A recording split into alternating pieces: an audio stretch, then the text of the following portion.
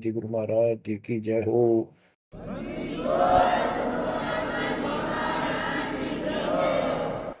सर्व संतों की जय, सर्व भक्तों की जय, धर्मी पुरुषों की जय, श्री काशी धाम की जय, श्री सुडानी धाम की जय, श्री क्रोथा धाम की जय, श्री बरवाड़ा धाम की जय। सत साहिब गरीब नमो नमो सत्य पुरुष को,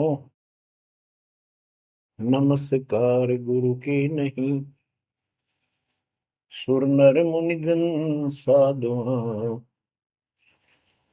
संतों सर्वस दीन।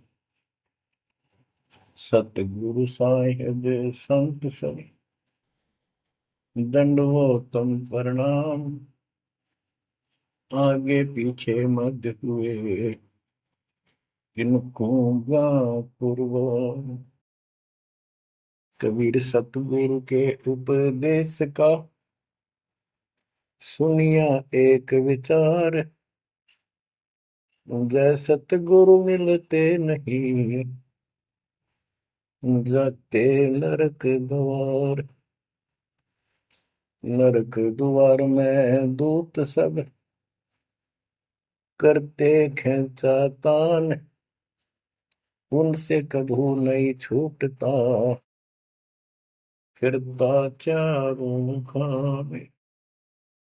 कबीर चार खानी में भरमता, कबहू न लगता पार, सो फेरा सब मिट गया, मेरे सतगुरु के उपकार।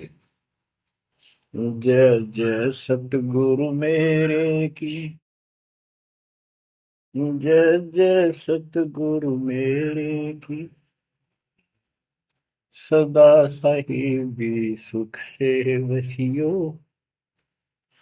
अमरपुरी के डेरे की।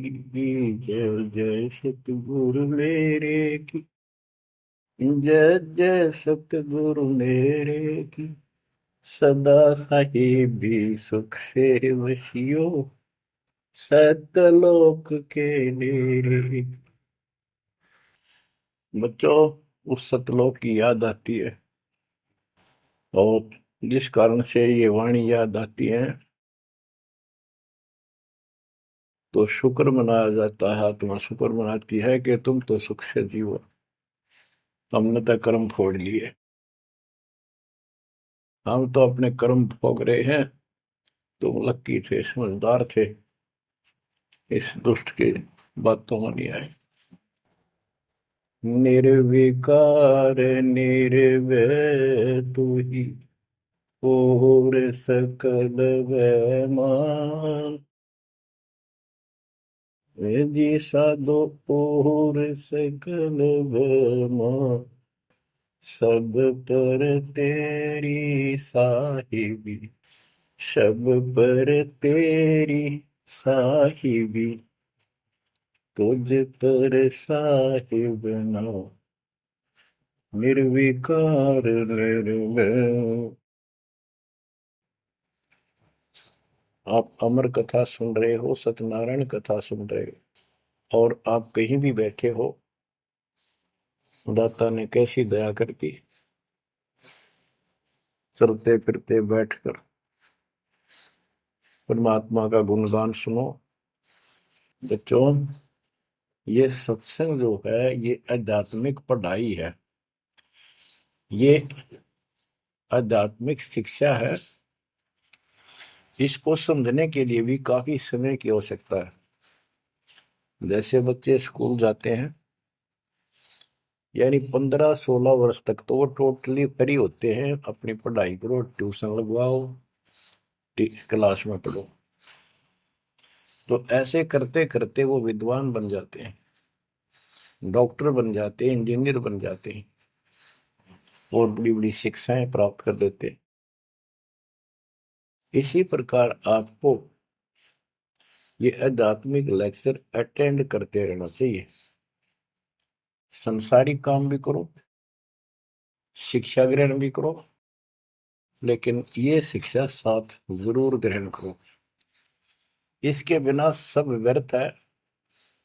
वो तो सिर्फ पेट के लिए, रोजी रोटी के लिए जो भी कर्म हम करते हैं सब रोजी रोजगार के लिए होता है, और वो रोजगार हम करते करते नुकसान हो जाता है। सब कुछ करते करते हानि हो जाती है, कोई लाभ नहीं मिलता। इधर कमाते हैं, उधर रोग हो जाता है, यहाँ से कमाया उधर खत्म हो गया। तो परमात्मा के चरणों में आने के बाद, इसकी शरण आ जाने के बाद, तो ये इस तरह के कष्टों को कम कर देगा। परमात्मा की महिमा भी ना सुने, भक्ति ना करें और काम में ज्यादा ध्यान दें, कभी नुकसान ना हो जाए। और वो करते करते हो जाता है, फिर घर के रहते ना गांठ के। इसलिए काम अवश्य करो, पर इसमें नागा ना करो। परमात्मा की महिमा अवश्य सुनो और भक्ति डेली करो, सुबह दोपहर शाम के परमात्मा की स्तुति। आजकल तो अनपढ़ भी कर सकते हैं, मोबाइल घर घर है, उसमें लगाओ आरती, सुबह दोपहर शाम की, आराम से सुनो, काम भी करते रहो। खाना बना रहे हो, आरती चल रही है, बहुत बढ़िया, ध्यान आरती में रहेगा। जैसे ड्राइवर गाड़ी चलाते हैं, ड्राइविंग तो बहुत सावधानी का काम होता है, लेकिन उसमें बातें करते रहते हैं, वो चलाता भी रहता है। इसी प्रकार इस समय का ऐसे सदुपयोग करो, श्रवण भी करो, गाड़ी भी चलाओ, तो आरती भी लगा लो, उसके अंदर चलते रहो, सुनते रहो। तो परमात्मा ने आपके ऊपर रजा करने में कसर नहीं छोड़ रखी। और अब आप भी चौकस हो जाओ, सतर्क हो जाओ, समर्पित और दृढ़ हो जाओ। बच्चों, अपने को अपने घर का ज्ञान हुआ, अभी तक तो हमारे को अध्यात्म का सिर पैर भी ज्ञान नहीं था। और जब तक बच्चों हमें विश्वास नहीं होता कि परमात्मा कौन है, इसका प्रमाण कहाँ है, कहाँ प्रूफ है, और हमारी आत्मा इस बात को नहीं स्वीकार कर लेती क्या सचमुच यही सत्य है, तब तक हम भक्ति भी करते रहते हैं और आत्मा अस्थिर रहती है, मन अस्थिर रहता है। कोई भी कोई साधना बताता है, हम उसी को करने के लिए तत्पर हो जाते हैं। वो पहले वाली तो छोड़ते नहीं, और भी शुरू कर देते, क्योंकि हमें चाह है परम पिता की। हमें इस बात का एहसास है कि एक शक्ति है जो हमारे दुखों का निवारण करती है, किस्मत से भी अलग देती है। किस्मत में दुख आया, प्रारब्ध में कष्ट हुआ,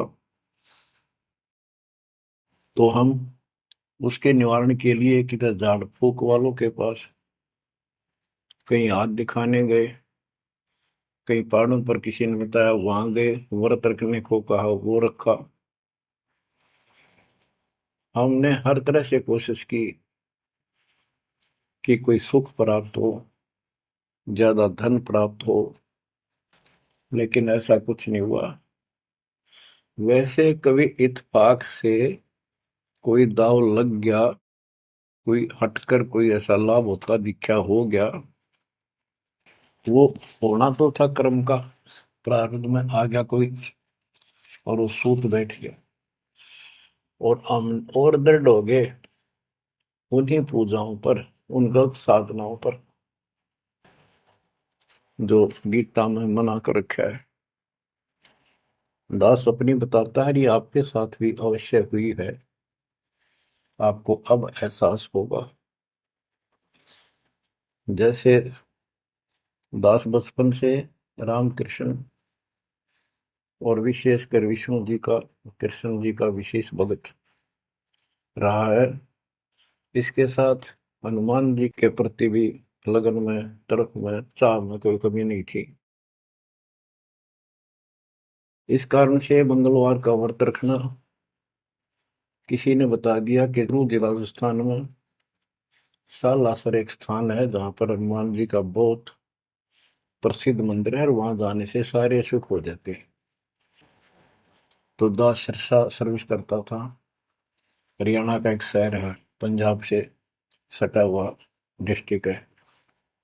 वहां से पता चला तो दास बैठ के ट्रेन में सालासर पहुंचा, शुरू उतरा वहां से अन्य साधनों से। वहां एक छोटा सा गांव सालासर, वहां एक छोटा सा मंदिर और उसमें एक पत्थर की मूर्ति। उसकी शक्ल भी ठीक सी को ना, हनुमान का वो आइडिया लगाया जाता। उस समय, ये सन 1978 की बात है, ऐसा कोई वहां पर ज्यादा भीड़ नहीं होती थी। हम सुबह आराम से दर्शन कर लेते थे। हद से हद 500-400 आदमी जाते थे। फिर देखते देखते 10 साल में वहां पर टेढ़ी मेढ़ी लाइन बनने लगी, यानी 4-4 घंटे में नंबर आने लग गया। और उस दौरान जैसे भी कोई राहत मिली, जैसे सर्विस लगी, पढ़ते थे, पास होते चले गए, हनुमान जी और श्री कृष्ण की जय जयकार। और जैसे हम पढ़ते थे, पास होते चले गए। तो ये श्रेय अपने इन इष्ट देवों को मानते थे, जो एक से अनेक थे। श्री विष्णु भगवान, कृष्ण जी, श्री राम जी और हनुमान जी, शंकर भगवान जी। यानी शंकर भगवान जी कोई पीछे नहीं रखते थे। और ये बता रखा था, अगर माँ की भक्ति नहीं करनी, इसको विशेष ध्यान नहीं देते थे इसके ऊपर। फिर भी पास हुए, सर्विस लगी, पुत्र प्राप्त हुआ। फिर पुत्री संतान होती चली गई और इतनी खुशी हुई कि सारा कुछ हनुमान जी ने, श्री कृष्ण जी ने, विष्णु जी ने कर दिया। और ये देख रहा है दास के जो कबीर नास्तिक है, उनके भी ये सुख हो रहे थे। तो बात ये है, अब पता चला कि ये साधना वो सुख देने की थी नहीं जो हम इनके सिर कर रहे थे, यकीन से होगा, इनको श्रेय दे रहे थे। तो बच्चों, कबीर पीछे लग गया जाऊं था मैं लोक वेद के साथ, मार्ग में सतगुरु मिले, दीपक ले दिया हाथ। इस भक्ति के सफर में हम लोक वेद के आधार से इधर उधर भटक रहे थे, सही मार्ग मिला नहीं था और कभी भी मंजिल प्राप्त नहीं कर सकते थे। ठीक है, हमारी तड़प थी तो भगवान भी मिले। जैसे वेदों में प्रमाण है, ऋग्वेद मंडल नंबर 9, सूक्त चमन, मंत्र 3 में, कि परमात्मा सबसे ऊपर के लोक में बैठा है। फिर ऋग्वेद मंडल नंबर 9, सूक्त 82, 1, 2, 3 में, ऋग्वेद मंडल नंबर 9, सूक्त 86 के 26-27 में। तो ये बताते हैं कि परमात्मा अच्छी आत्माओं को मिलता है, वहां से गति करके नीचे आता है, उनके संकट दूर करता है, उनको सच्ची राह दिखाता है अपने मुख कमल से। ऋग्वेद मंडल नंबर 9, सूक्त 96 के 16 से 20 तक, ऋग्वेद मंडल नंबर 9, सूक्त 94 का मंत्र 2, 95 का मंत्र नंबर 1। इन सब में मिलाकर एक निष्कर्ष निकलता है कि परमात्मा ऊपर से गति करके आते हैं और यहाँ अच्छी आत्माओं को मिलते हैं। एक कविता, काव्यों यानी लोकोक्तियों, शब्दों, वाणियों, साखियों के माध्यम से अध्यात्म ज्ञान अपने मुख कमल से बोलकर सुनाते हैं। और वो एक कवि की तरह आचरण करते हुए वर्जम घूमते फिरते और अपने मुख कमल से वाणी बोल करके भक्ति की प्रेरणा करते हैं और गुप्त भक्ति के, परमात्मा की साधना के गुप्त मंत्रों को आविष्कार करते हैं, मंत्रों का आविष्कार करते हैं। जैसे गरीबदास जी ने बताया है, कबीर साहब बताते हैं, गरीब सोहम शब्द हम जग में लाए, सार शब्द हमने गुप्त छिपाए। यानी सोहम शब्द किसी भी ग्रंथ शास्त्र में, जिनको हम शास्त्र मानते रहे हैं 600 साल पहले पहले, उनमें नहीं है। और सोहम नाम का प्रचलन बहुत पहले से चल रहा है, पर इन किताबों में नहीं था। क्योंकि कबीर साहब कहते हैं, हम बैरागी ब्रह्म पद सन्यासी महादेव, सो हम मंत्र दिया शिव जी को करे हमारी सेवा। उनको ज्ञान समझा सबको। ज्ञान इतना गजब का है, एक बार आत्मा जरूर पकड़ लेती है और नाम की भी इच्छा करती है, तो उस समय जब परमात्मा अपने ज्ञान सुना रहे होते हैं, काल निकल जाता है उस आत्मा से, और आत्मा ध्यान से सुनती है, सत्य मान लेती है। तो इन्होंने ब्रह्मा जी ने, विष्णु जी ने, शिव जी ने सबने नाम दे दिए। इनमें सॉफ्टवेयर लगा दिया परमात्मा ने। विष्णु जी में हरियम का, शिव जी में सोम का, ब्रह्मा में ओम का, और वही आज हमारे को लगा दिया। अब हम अपना काम इनसे डायरेक्ट ले रहे हैं। तो कहने का भाव ये है कि जिस समय परमात्मा अपना ज्ञान सुनाते हैं, काल भाग जाता है। परमात्मा के वहां से आते ही काल प्रवेश कर जाता है, उनकी बुद्धि को फेर देता है। इसी कारण से दोबारा इन्होंने परमात्मा की वाणी सुनी नहीं, विचार नहीं सुना, और ये धोखा खा गई।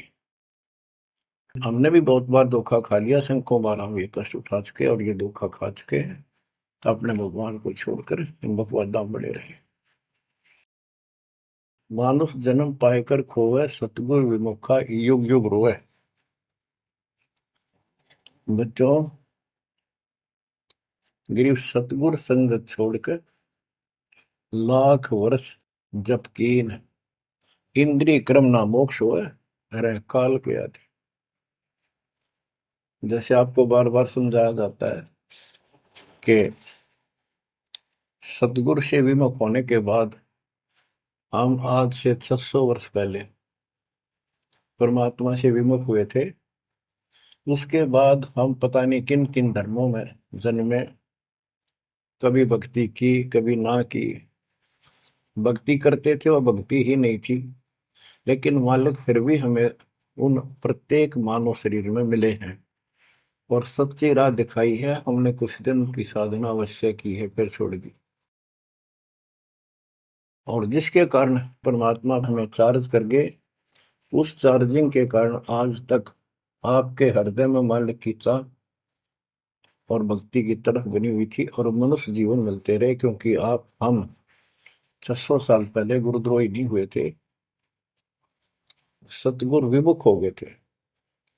सतगुरु विमुखा युग युग रोगा, मानुष जन्म पाकर खोगा। एक उदाहरण देता हूं। एक राबी नाम की लड़की, जिसको राबिया भी कहा, मुसलमान धर्म में जन्मी। वह पिछले सतयुग से मालिक के उनके साथ लगे थे, अपनी बेटी को, अपनी आत्मा के। गरीबदास जी ने बताया है कि कबीर साहब बताते हैं, दो दिन मेरी शरण है, यानी एक बार किसी युग में चाहे वो 10 दिन भी नाम ले ले, फिर छोड़ दिया वो, मालिक उसको अपने खाते में लिख लेता है। और फिर उसको धीरे धीरे धीरे धीरे, देखो अपने पिता को, देखो हमारे लिए कितना कष्ट उठा रहे हैं, उसको धीरे धीरे चार्ज करते रहते हैं, चार्ज करते रहते हैं, भक्ति की तरफ जन्म जन्मांतर बढ़ाते रहते हैं।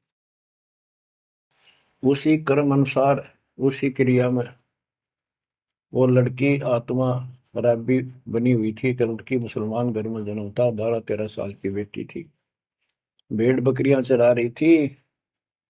और वो सारी सृष्टि के रचनहार हमारे पिता अपनी बेटी के लिए उस जंगल में पहुंच गए, घास फूस पर बैठ के जाकर बेटी के पास मुसलमान धर्म जिंदा का रूप बनाया।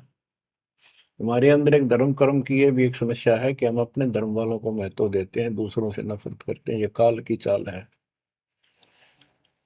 इसलिए दाता सौ सब क्षेत्र में करूं अपने धन के काज, हिरण्यकशिपु जो मार दूं, नरसिंह धर के साथ।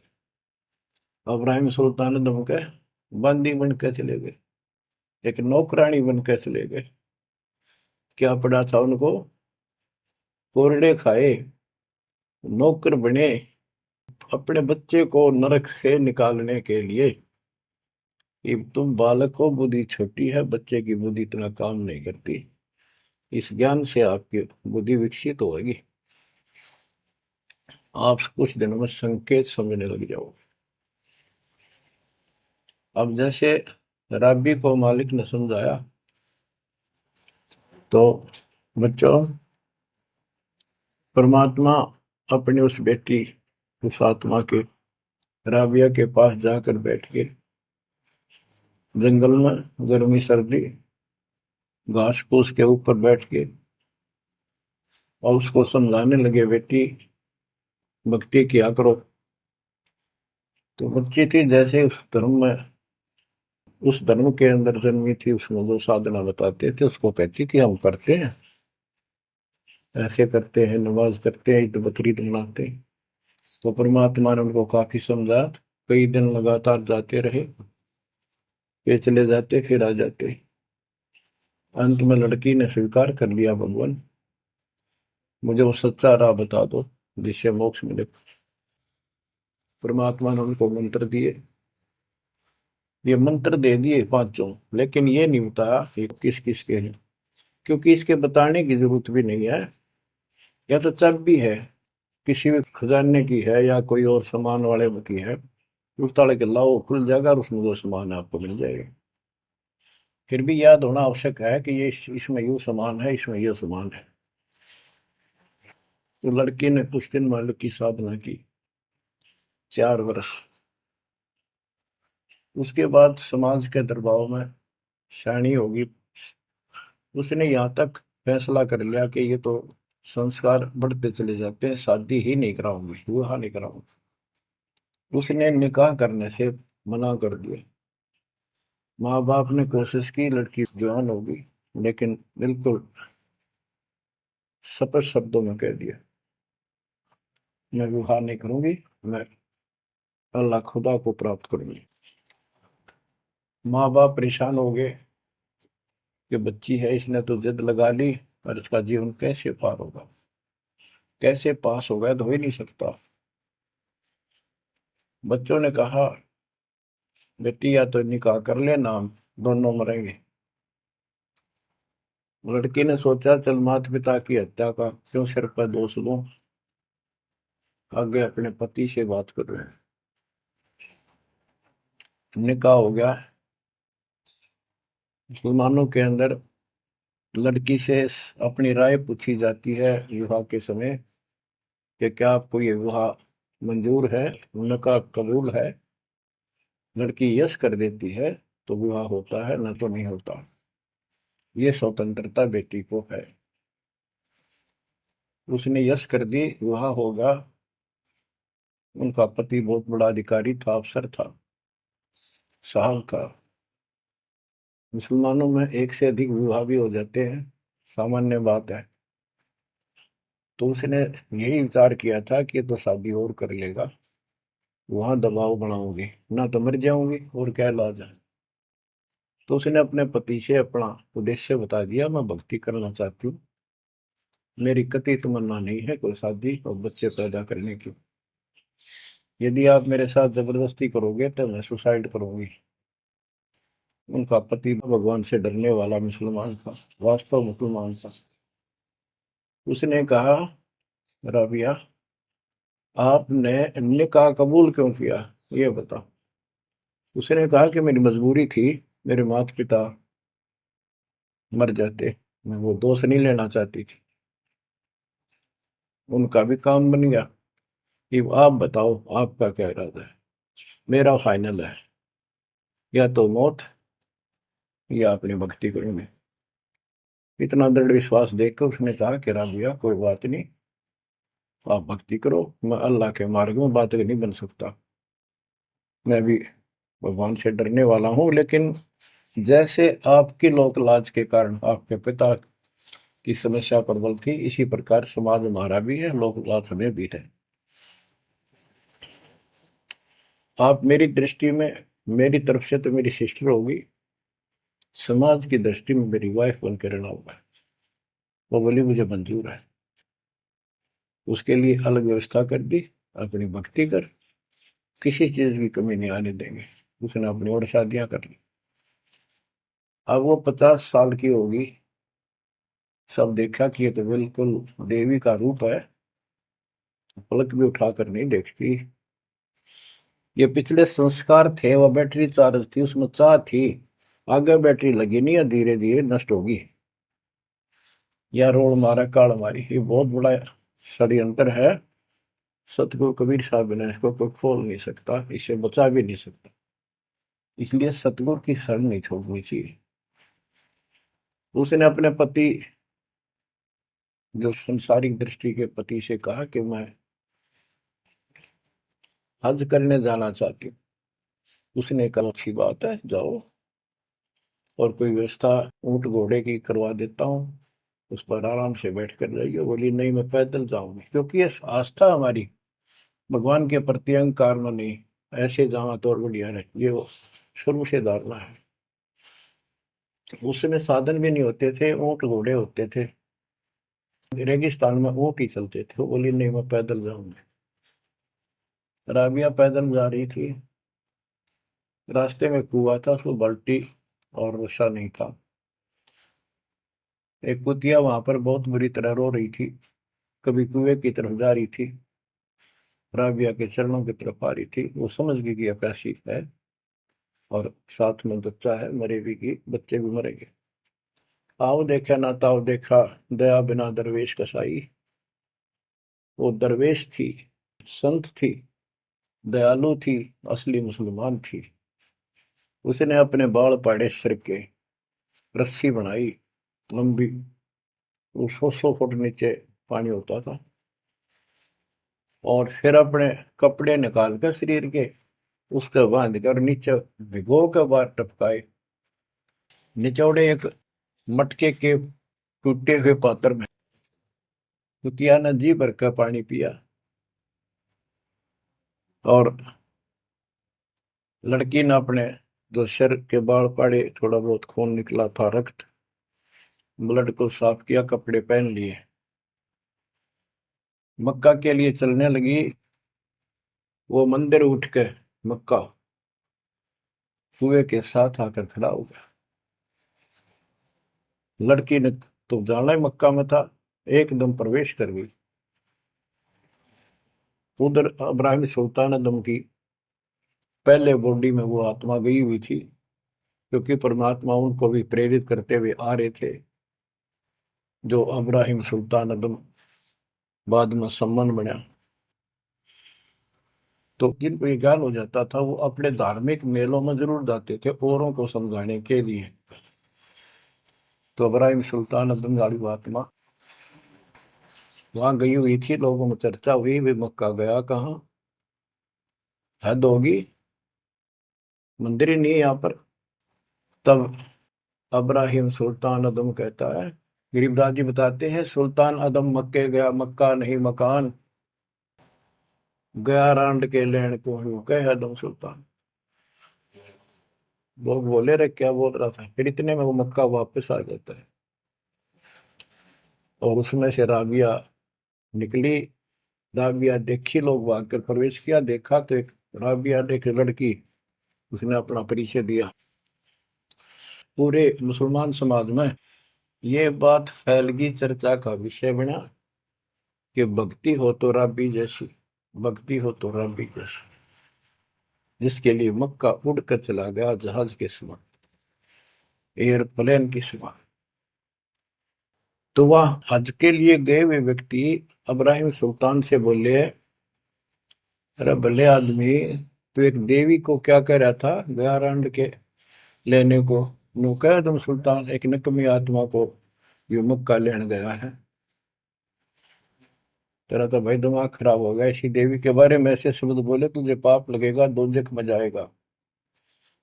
तब उसने उनको बताया, ये कभी आत्मा इसके लिए आए थे, इसको वहां मिले थे ऐसे ऐसे, और इसने वो सत भक्ति छोड़ दी, क्योंकि परमात्मा साधु रूप में कहीं प्रकट हो जाते हैं, ये उनका एक नियम है, अच्छी आत्माओं को मिलते रहते हैं। तो उस इब्राहिम सुल्तान वाली आत्मा को बताया था कि ऐसे एक राबी नाम की बेटी है, उसको भी मैंने ज्ञान दिया, पर नालायक ने वह भक्ति छोड़ दी दुख पाव में। तो उसने बताया कि इसको सत भक्ति मिली थी, डरे डोना ही है यार। उस पिछली साधना के कारण ये सब कुछ हो रहा है। परंतु उन लोगों के अवन में कहाँ समाने वाली थी अब बात, दो अक्षरों में। उस जीवन को पूरा करके वो लड़की, वो आत्मा अगले जन्म में एक बांसुरी नाम की लड़की बनी, जन्म हुआ। धार्मिक शब्द सुनाया करती थी, बड़ी प्रबल, क्योंकि प्रेरणा थी, उसमें भी अनमैरिड रही वो। और यहां तक विचार कर लिया कि ये सुना है मक्के में जो मरता है वो सीधा जन्नत में जाता है, स्वर्ग में। तो इससे बड़ी अवसर कहाँ मिलेगा, अगर दोस्ता होगी। मक्के में अपनी गर्दन काट दी और चढ़ा दी, सब जगह ये चर्चा होगी, भाई बांसुरी तो जन्नत में जाएगी, सीधे दरवाजे खुले हैं। अब बताओ, वो तो लोक वेद था, तत्व ज्ञान क्या कहता। उसके बाद वो लड़की अगले जन्म में फिर लड़की रूप में जन्मी, युवा होकर वैश्या का जीवन दिया, सारा जीवन गंदे कर्म करो, एक भी अच्छी सोच नहीं थी। छोड़ दिए कर्म काल में, मानुष जन्म पाकर खोए, सतगुर विमुखा युग युग रो। वो फिर मर गई उस गंदे जीवन को भोग कर, पाप इकट्ठे करके ढेर ला गए। उस 3-4 साल की साधना से उसको मनुष्य शरीर मिलते रहे। उस दौरान परमात्मा ने कोशिश की, लेकिन वो रंग में रंग चुकी थी। बांसुरी वाले में खुद गायक बन गई, लोग प्रशंसक हो गए, बड़े बड़ी अल्लाह का ज्ञान सुनाती है। और वैसा बनने के बाद उसी कर्म वैसे फूट लिए, अच्छे बात समझ में नहीं आई। वो फिर मृत्यु को प्राप्त हुई, वैसा का जीवन, गणका का जीवन भोग कर फिर वो शेख तकी नाम के एक धार्मिक मुसलमान पीर के घर जन्म लिया बेटी के रूप। 11 वर्ष की, 12 वर्ष की आयु पूरी करके वो मर गई, समय संस्कार पूरा हुआ। परमात्मा कहते हैं, सोच अच्छी दर मैं करूं अपने जन के काज, उस आत्मा को फिर अपने चरणों में लेना था, अपनी प्यारी आत्मा।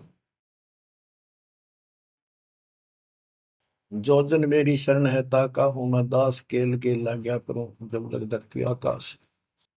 तो कारण बनाया, शेख तकी के मन में ये धारणा पैदा की कि राजा सिकंदर लोदी से, जो उसका धार्मिक पीर था शेख तकी, उसने कहा कि आप कहते हो इसने, कबीर ने रामानंद जी को जीवित कर दिया, गर्दन काट दी थी आपने, और आपका जलन का रोग ठीक कर दिया, कमाल जिंदा कर दिया। वो तो वैसे उसमें सदमे में था, वो ऐसे वैसे हो जाता, इत्तेफाक उसको जीवित होना था, इसका कबीर का नाम बन गया। जब जानू मैं इसको, मेरी बेटी को जिंदा कर दे जो कब्र में दबी हुई है, 15-20 दिन हो गए।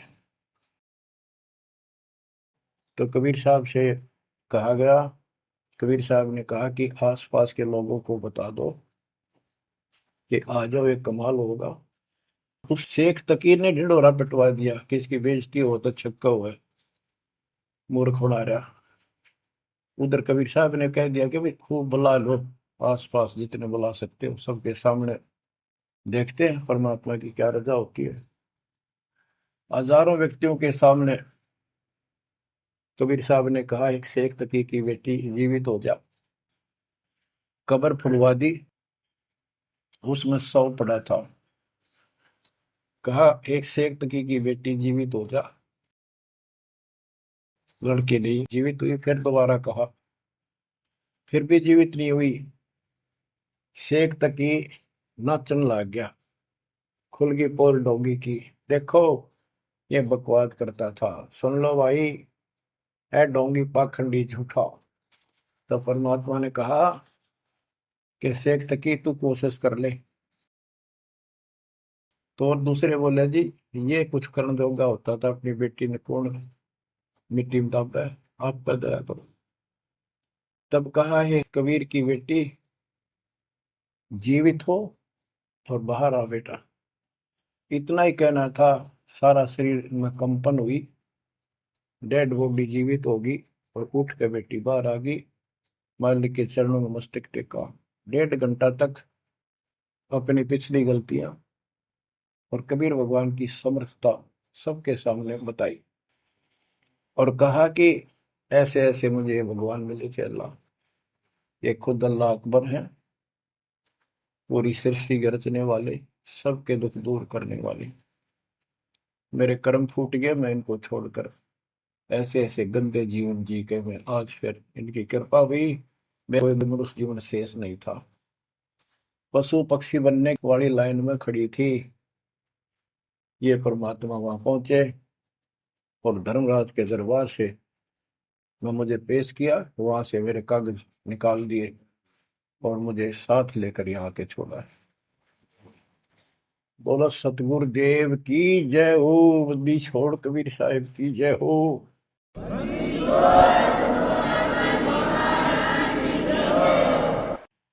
तो उसने कहा बेटी जा अपने पिता के साथ, कबीर साहब ने कहा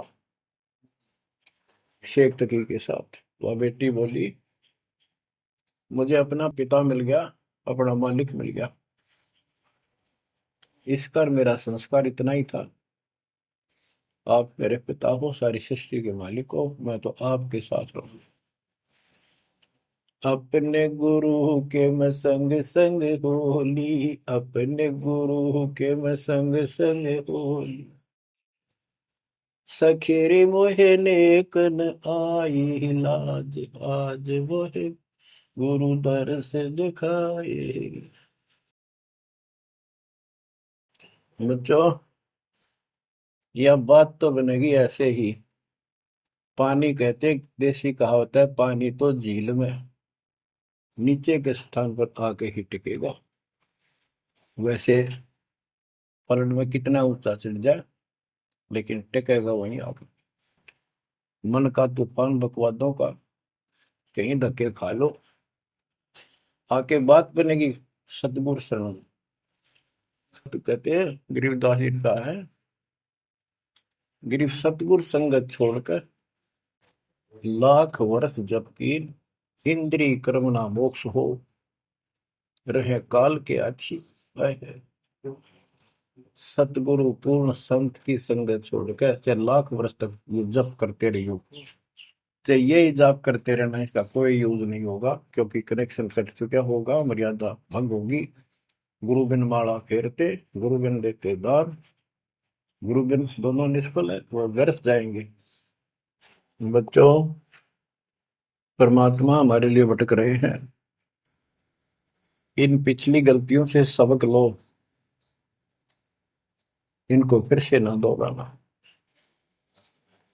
जैसे आपको बताया है कि कबीर भगवान है, ये सारी सृष्टि के रचने वाले हैं, ये हमारे पिता, हमारे जनक है, हमारे कष्टों को दूर करने वाले संकट मोचन यही है। लेकिन हम इनको छोड़कर अन्य उपासना करते रहे हैं। जैसे गीता अध्याय 16 श्लोक 23 और 24 में स्पष्ट कर दिया है कि शास्त्र विधि को त्याग कर जो अपनी मर्जी से इच्छा से मनमाना आचरण करते, मनमानी साधनाएं करते हैं जो शास्त्रों में प्रमाणित नहीं है, उनको न तो कोई सुख हो, न कोई सिद्धि प्राप्त हो, कार्य सिद्ध हो जिससे, और न उनकी गति यानी मोक्ष हो। तो भक्ति करते इसी के लिए है। ये तीनों नहीं हुए तो उस भक्ति का फायदा क्या, डरे ढोने वाली बात।